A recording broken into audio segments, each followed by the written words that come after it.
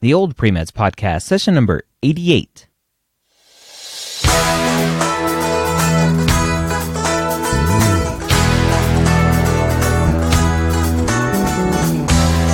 You're a non-traditional student entering the medical field on your terms. You may have had some hiccups along the way, but now you're ready to change course and go back and serve others as a physician. This podcast is here to help answer your questions and help educate you on your non-traditional journey to becoming a physician. Welcome to the OldPreMeds podcast. My name is Dr. Ryan Gray. I am the director of the Non-Traditional Premed and Medical Society, or something like that. It's a long name. We just say OldPreMeds. So much easier. You can find our website at oldpremeds.org. Amazing community over there, amazing forum to help you on your journey. So, if you are new to us, we take questions directly from that forum and answer them here on the podcast. So if you're a non-traditional student, even if you're a traditional student, a lot of these questions and answers will help you. Well, let's go ahead and dive into this week's question. Again, taken directly from the oldpremeds.org forums. We have a student asking about extracurriculars. Now, Lane the Texan says, hey, fellow pre-meds. I have a question about extracurriculars as a non-traditional student. I'm 29. I graduated in 2014 with my degree, and I am finishing up the prerequisite work. My GPA is very, very strong, so I'm not worried about the GPA MCAT part of the application. I have a decade of work experience as a consultant doing business and finance management for small to medium-sized businesses, including medical offices. I will start doing some shadowing, clinical experience, and more recent volunteering this fall. In general, what are medical schools looking for when they ask about extracurriculars? I know the extracurriculars are going to look different for someone like us who may have had a decade or more in full-time work experience. For the past year and a half, I have been repeatedly asked to assist, tutor, or TA for past professors. I had 3 semesters of TAing back when I did my degree, and I helped revise a textbook, was added to the authorship. So I am not sure more of what would help. I keep being told I need to do research, but I plan to apply to mostly state schools, and the ones I'm looking at do not list research as a requirement. Any suggestions from your experience? Thanks. All right, so let's dive into this. A very common question that a lot of students struggle with, especially non-trads who don't have a lot of time extra. Now, I did speak with the dean of admissions at a Florida medical school, and I was debating whether or not to tell you the name of the school. It was University of Central Florida.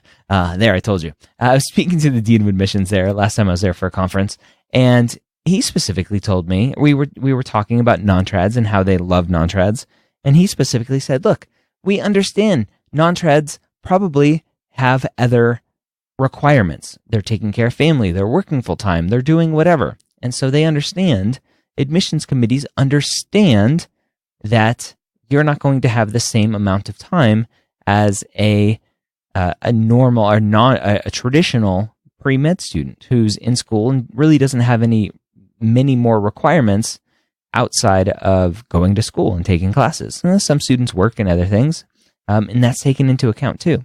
And all of that's going to be on your extracurriculars to see, oh, this person works full-time. Oh, this person, whatever. So very important to know that. It's not all apples to apples. So as a non-trad, you are the orange, and your experiences aren't going to be looked at the same as a traditional student. With that being said, research isn't that important. Yes, it's good if you can go get some and just get your toes wet and see if you like it. It's not a requirement. What is a requirement? And I'll label that loosely as a requirement. What is required is that you get experience in a healthcare setting. Put yourself around patients. Show the admissions committee that you understand what it's like to be around sick people, that you like, as much as you can like, to be around sick people, that you are ready to devote your life to being around sick people. And that comes in many forms. A lot of people think that's what shadowing is, but it's not. Shadowing is important because shadowing shows you what the life of a doctor is. It shows you that it's not Grey's Anatomy. It shows you that it's not Scrubs. Shadowing is important. You don't need hundreds and hundreds of hours of it. There was a school, I was talking to a student recently, and she said the medical school said you should have 100 hours of shadowing. And I say, no, you don't need 100 hours of shadowing. Sure, maybe there's one school out there that says, yes, we want you to have 100 hours of shadowing, but that is not necessary for the majority of schools out there. It's just not. What you do need a substantial number of hours in is clinical experience. Being around, interacting with, and that's the key thing, interacting with. You don't interact in shadowing. You are literally the shadow. But with clinical, volunteering, clinical experience, you are putting yourself around the patient, right? Close enough to smell the patient. That's the important part of clinical experience. That you are okay, that you enjoy, that you aren't turned off by being around sick people. That's the important part. Now, this student listed being a TA and teaching and being an author on a book, a textbook. That's all great. But you're entering medicine. Put yourself around patients. That's what's missing, likely from this person's application. And it's a very common thing to miss. If you go back and listen to episode 171 of the Pre-Med Years podcast, the number one reason that students, according to the former dean of admissions at UC Irvine Medical School, the number one reason students weren't admitted was lack of clinical experience. It's so, so, so important. So hopefully that helps you. I would love for you to share this podcast with your family, with your friends, with your mentors, with your advisors. If you're in a post-bacc program, make sure that your post-bacc advisor knows about OldPreMeds. I speak to too many post-bacc